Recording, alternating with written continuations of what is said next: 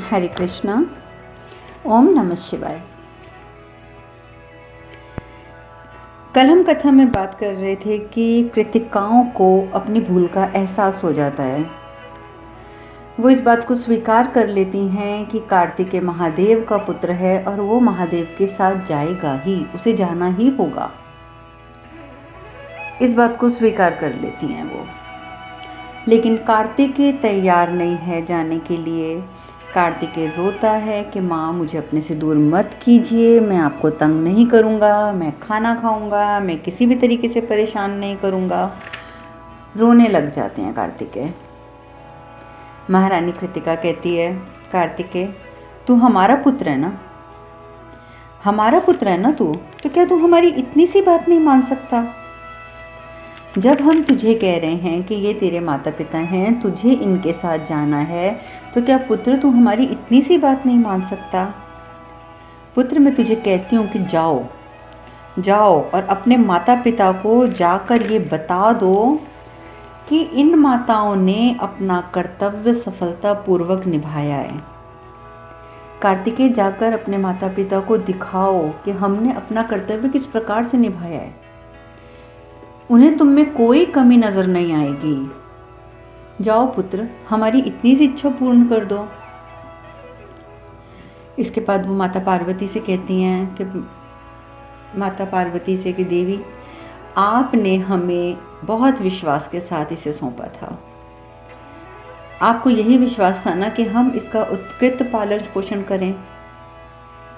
हमने अपनी ओर से उत्कृष्ट पालन पोषण ही किया है, परंतु यदि फिर भी हमसे कोई भूल हो गई हो तो आप हमें अपनी छोटी बहन समझकर क्षमा कर दीजिएगा। माता पार्वती कहती हैं, आप ये क्या कह रही हैं?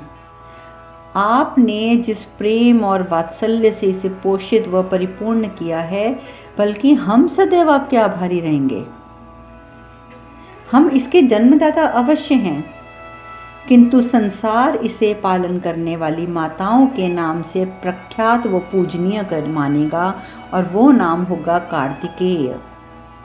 ये स्कंद के नाम से प्रसिद्ध नहीं होगा कि ये हमारा पुत्र है, नहीं, ये अपनी पालना करने वाली माताओं के नाम से, कार्तिकेय के नाम से जग में प्रख्यात होगा, जग में पूजनीय होगा।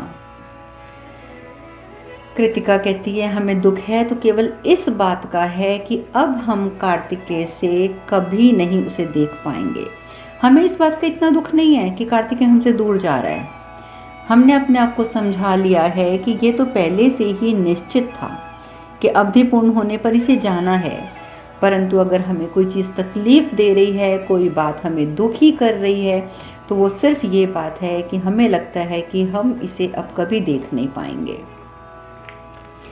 महादेव जब ये बात सुनते हैं तो महादेव कहते हैं कि आप लोगों को चिंतित होने की आवश्यकता नहीं है। आप लोग चिंतित मत होइए, मैं आपको वरदान देता हूँ। मैं आपको वरदान देता हूँ कि तुम 6 की 6 कृतिकाएं नक्षत्रों में स्थान पाओगी। अंतरिक्ष से अपने पुत्र को तुम निरंतर देख सकती हो, निरंतर, क्योंकि जब तुम नक्षत्र में परिवर्तित हो जाओगी, नक्षत्रों में जब तुम्हें स्थान प्राप्त हो जाएगा तो तुम अंतरिक्ष में रहोगी, और जब तुम अंतरिक्ष में रहोगी तो तुम अपने पुत्र को निरंतर देख सकती हो। बहुत प्रसन्न हो जाती हैं कृतिकाएं, बहुत प्रसन्न होती हैं। तो एक कृतिका पूछती है, किंतु क्या हमारा उस पर अधिकार होगा? महादेव कहते हैं कि सिर्फ कार्तिकेय पे ही नहीं, नक्षत्र में स्थान पाने के पश्चात प्रत्येक प्राणी के जन्म व मृत्यु का अधिकार आपका ही होगा। नक्षत्र ही निर्धारित करेंगे कि प्राणियों को उसके कर्मों का फल कब और किस मात्रा में प्राप्त होगा। और तुम्हारे वात्सल्य की महिमा स्वरूप जब भी किसी प्राणी को सफल होने हेतु अपने पिता का शिक्षण कम पड़ेगा तो उसकी माता उसका रक्षण कर उसे सफल बनाएगी। ये मेरा तुम्हें आशीर्वाद है।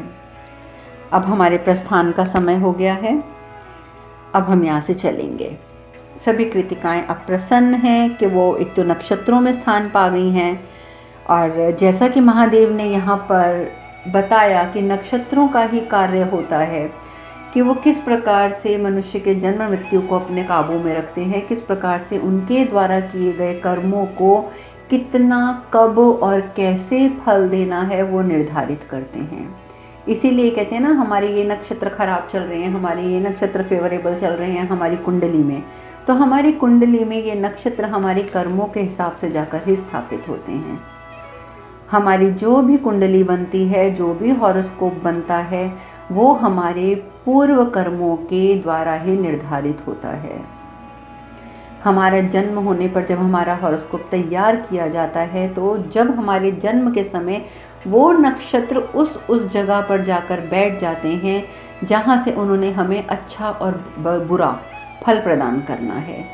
और इसीलिए आपने पंडितों से सुना भी होगा, जब आप अपनी पत्री दिखाते हैं कि तुम्हारा ये ग्रह ठीक नहीं है, तुम्हारा ये नक्षत्र ठीक नहीं है, तुम्हें ऐसी ये पूजा करनी चाहिए, उसकी वो पूजा करनी चाहिए।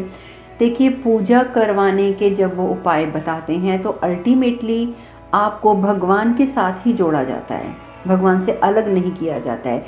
या आपको दान करने के लिए कहा जाता है तो वो भी एक सत्कर्म की ओर जोड़ा जाता है, किसी गलत कर्म की ओर नहीं जोड़ा जाता है। हमारे शास्त्रों में, खासकर हमारे ज्योतिष शास्त्र में जो भी विधान बताए गए हैं वो भगवान और सत्कर्म से जोड़ने के बताए गए हैं। वही उपाय बताए जाते हैं जिससे आप सत्कर्म की ओर प्रेरित होते हैं।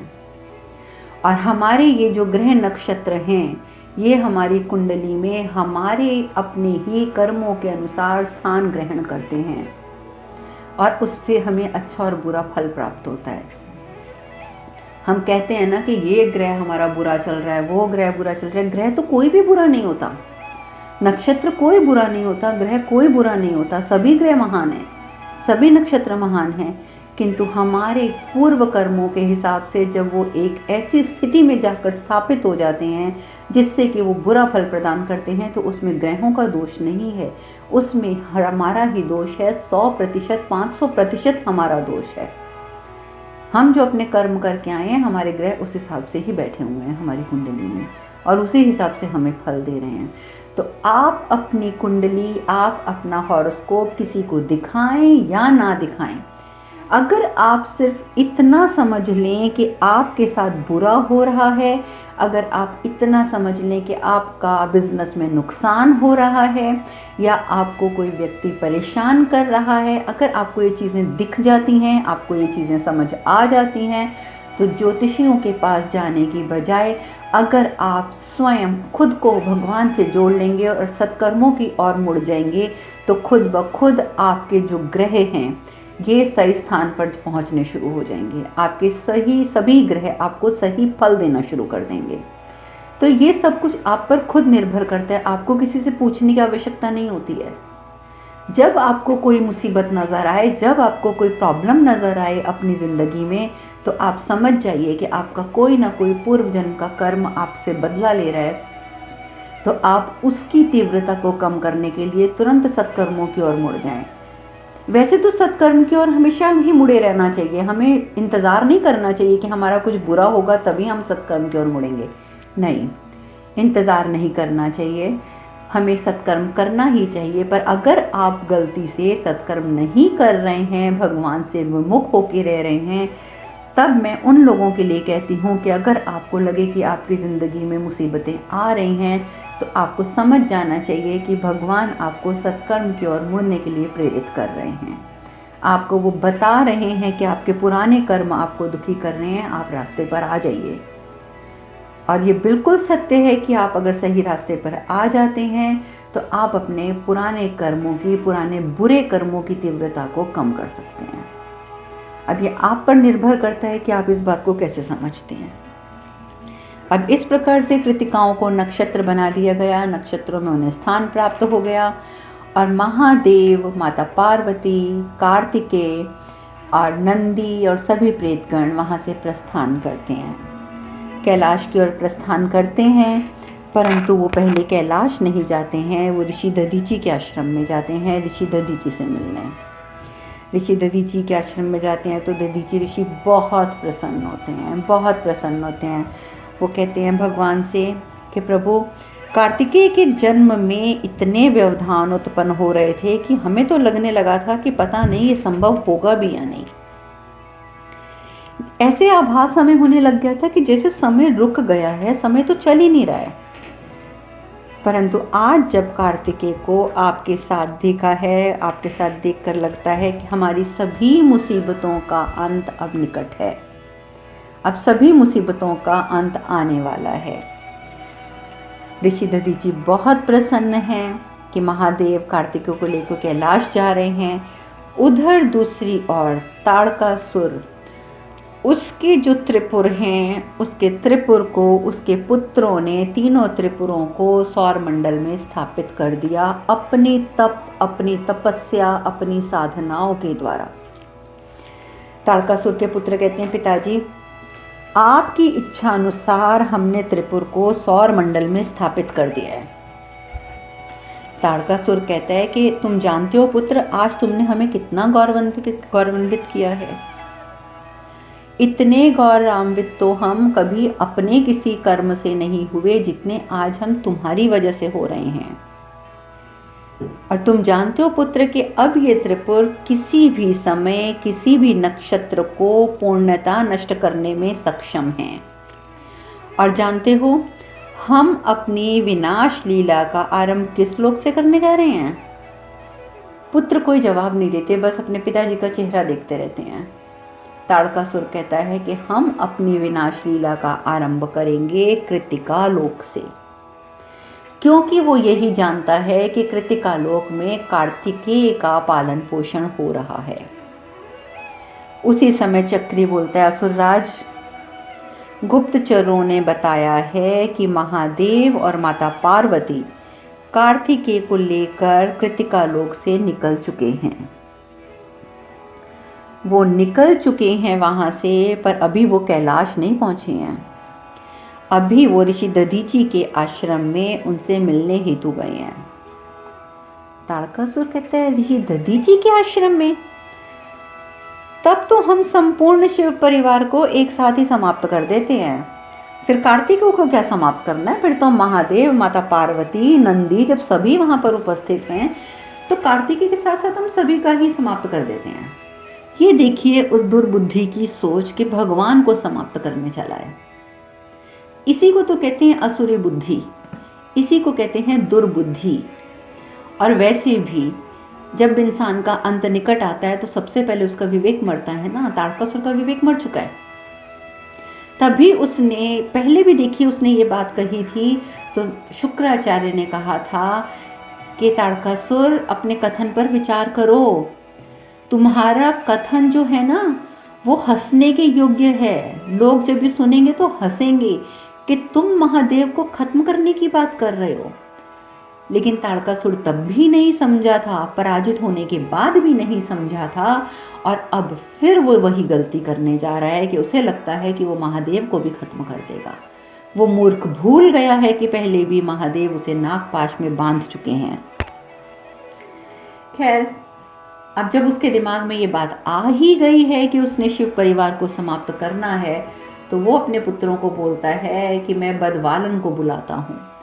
हमारे असुरों में बदवालन आज के समय सबसे ज्यादा उपयुक्त असुर है, जो अपने अत्यंत ज्वलनशील लावे से समस्त पृथ्वी को पिघलाने में सक्षम है। और जब वो अपने लावे से समक्ष समस्त पृथ्वी को जला सकता है, पिघला सकता है, तो महादेव, पार्वती और कार्तिकेय कहाँ के हैं वो? उन्हें तो वो 2 मिनट के अंदर अंदर भस्म कर देगा। जोर से आवाज लगाता है, बदवालन। अब असुर आ जाता है, उसको आदेश दे दिया जाता है कि तुमने ऋषि दधीची के आश्रम में जाकर सबसे पहले कार्तिकेय को और उसके बाद समस्त परिवार को खत्म करना है। उधर ऋषि दधीची और महादेव, माता पार्वती, नंदीगण सब वार्तालाप में व्यस्त हैं। और ये सब तो वार्तालाप में व्यस्त हैं। उधर दूसरी ओर कार्तिकेय उसे अपनी माताओं की इतनी याद आती है कि जब वो देखता है कि ये सब वार्तालाप में व्यस्त हैं, वो उन सब को बिना बताए चुपचाप ही आश्रम से बाहर निकल जाता है और अपनी माताओं से मिलने के लिए चल पड़ता है।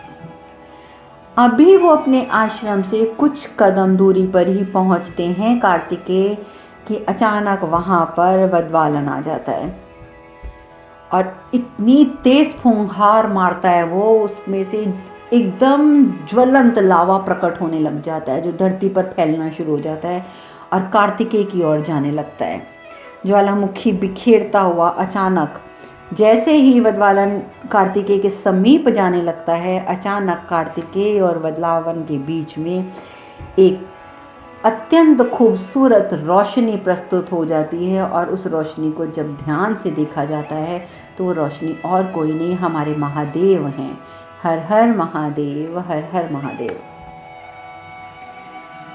महादेव आकर वहां उन दोनों के बीच में खड़े हो जाते हैं। कार्तिकेय जो पहले घबरा रहा था, अब कार्तिकेय प्रसन्न है। माता पार्वती, नंदी और ऋषि दधीचि सभी वहां आ जाते हैं क्योंकि अचानक उन्हें आभास होता है कि कार्तिकेय नहीं है यहाँ पर, और सभी वहां पहुंच जाते हैं। माता पार्वती तो उस असुर को देखकर घबरा जाती हैं। अब यहाँ पर एक बात है सोचने की, जो मैंने आपको भी एक शब्द बोला कि माता पार्वती असुर को देखकर घबरा जाती हैं। माता पार्वती आदिशक्ति हैं, कितने बड़े बड़े असुरों का वध वो स्वयं कर चुकी हैं और हर एक असुर का वध करने में वो सक्षम हैं, फिर भी वो घबरा जाती हैं। क्यों?